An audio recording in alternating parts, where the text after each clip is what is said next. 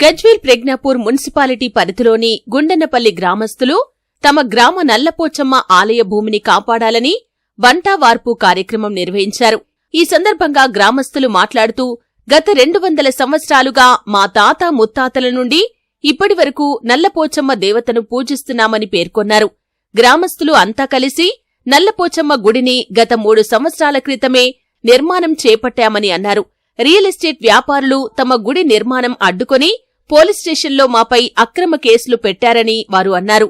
ఆడ మగ అనే తేడా లేకుండా, రాత్రి పగలు అనే తేడా లేకుండా పోలీసులు భయప్రాంతులకు గురిచేస్తున్నారని తెలిపారు.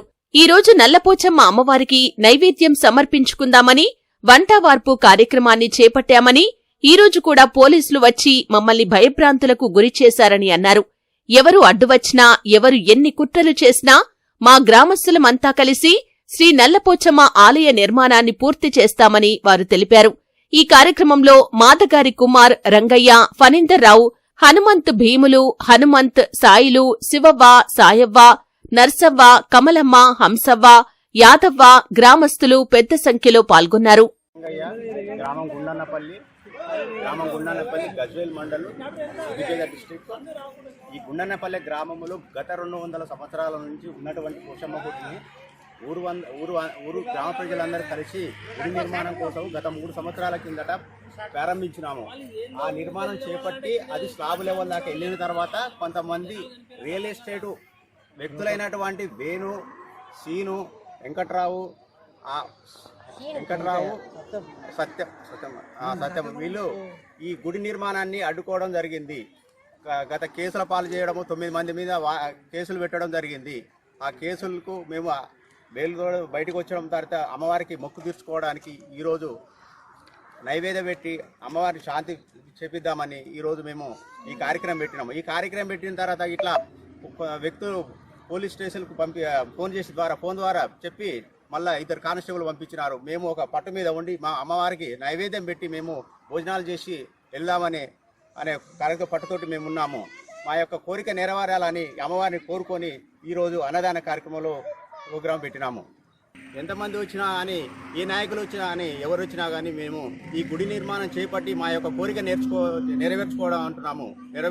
మా తాతల నాటి నుంచి, మా తండ్రుల నాటి నుంచి ఉన్న గుడి అది. అప్పటి నుంచి కూడా మేము కొలుచుకుంటున్నాం దేవతను. కొలుచుకుంటుంటే ఇప్పుడు మేము గుడి కట్టుకుంటుంటే కొంతమంది అడ్డుపడుతుండ్రు, గుడిని కానిస్తలేరు, పోలీస్ స్టేషన్లో కాల్ చేస్తుండ్రు. ఆడలు మొగలం పోలీస్ స్టేషన్కి పోతున్నాము, నిద్రలు ఉంటలేవు.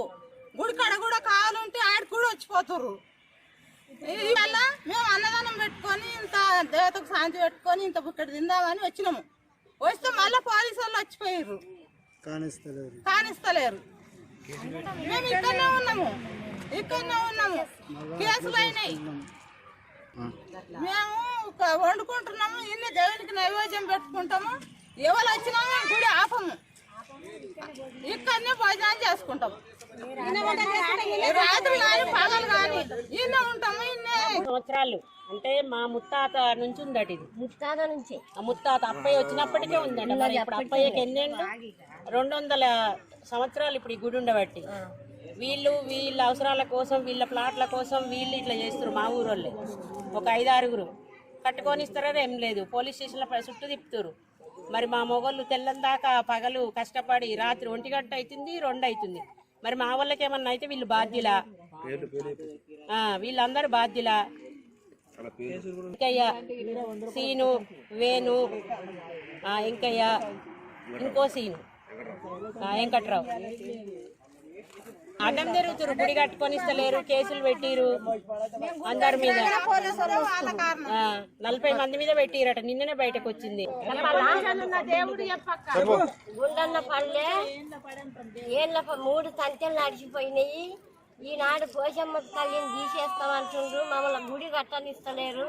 మమ్మల్ని ఆడవాళ్ళని మగవాళ్ళని అందరిని ఇబ్బందులు పెడుతుండ్రు. తప్పనిసరిగా గుడి కావాలి. 3 సంఖ్యలు నడిచినాయి. ఎన్నేళ్ళ నుంచి అని చెప్పగా నేను ఎన్నేళ్ళు ఉండొచ్చు.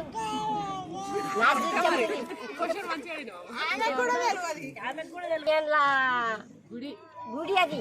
గుడి అయితే ఇప్పుడు 3వ తంతె దాచిపోయినాక కూడా కట్టనిస్తలేరు పోషమ్మ గుడి. అంత ఒక్కటి అయ్యి దంద చేస్తున్నారు. పోషమ్మ గుడి కావాలి. నేను ఇంత వయసుకు వచ్చిన మీరు సరిగా